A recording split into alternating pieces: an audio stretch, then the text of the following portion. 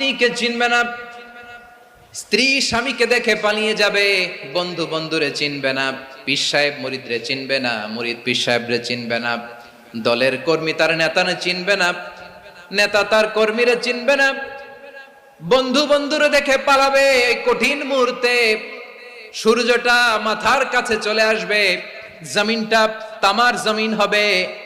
আজকের জমিনের মতো নয়, মানুষ ঘর্মাক্ত, ক্লান্ত, শ্রান্ত মাথার মগজগুলো কানের ছিদ্র আর নাকের ছিদ্র দিয়ে বেয়ে বেয়ে পড়বে।